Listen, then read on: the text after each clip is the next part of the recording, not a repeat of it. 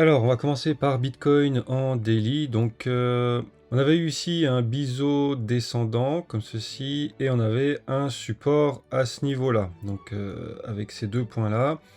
Donc, le bas du biseau plus le support, on a eu un joli rebond, un break ici et on est allé tout droit au niveau de cette résistance ici. Donc, on a eu une petite résistance à ce niveau-là. Et une fois qu'on l'a franchi, forcément, on a atteint la grosse résistance, donc ici des 31K. Et on a commencé à range.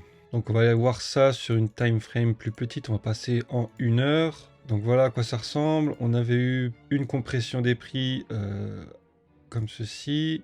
Et hier, donc, on a eu le break de cette compression ici par le haut.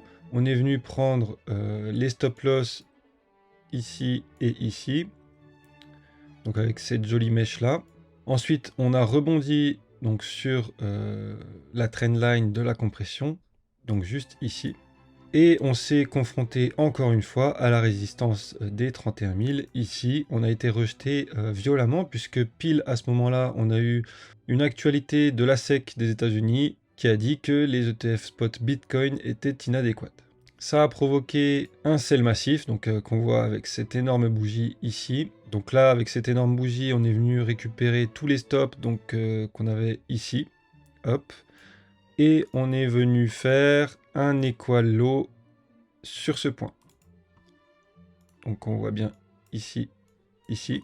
Pour ensuite réintégrer notre range, donc avec la borne haute, toujours au niveau des 31 000, et la borne basse sur ce niveau ici, dans le rectangle bleu. Et on a même réintégré la compression.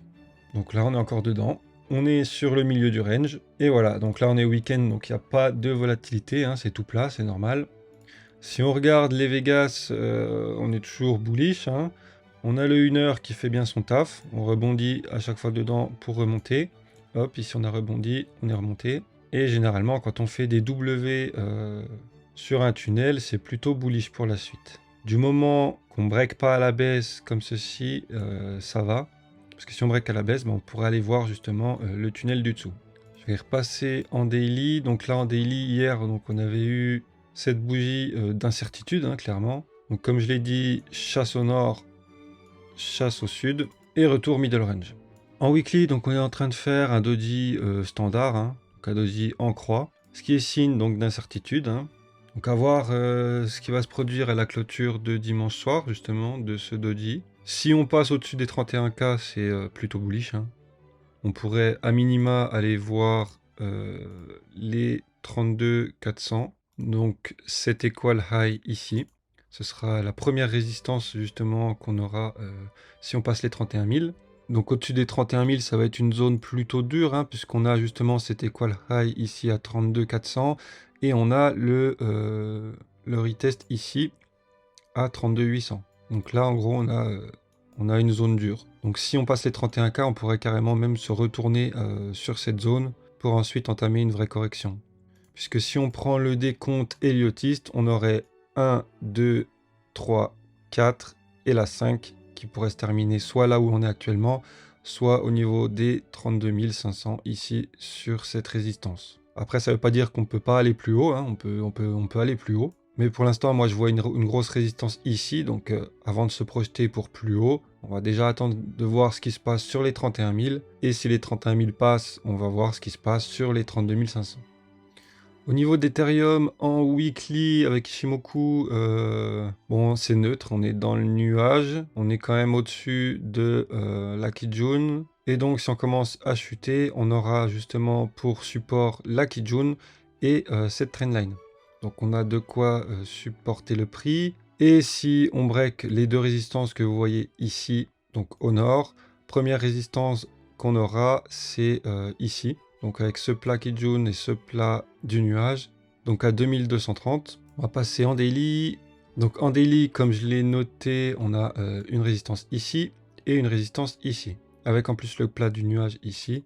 Donc qui nous avait rejeté une première fois à ce niveau-là. Donc si on passe en 4 heures, on va voir un peu mieux. Donc on a eu nos 3 rejets ici. Hop, on est venu prendre les stop loss avec cette bougie ici. Et actuellement, on se confronte encore une fois à cette résistance. Donc là, si on passe ce point dur, eh bien, on pourrait directement aller jusqu'à cette zone qui fera résistance à son tour. Et si cette zone-là, elle casse aussi et on passe au-dessus, on ira se confronter directement à cette zone dure ici entre 2180 et 2140.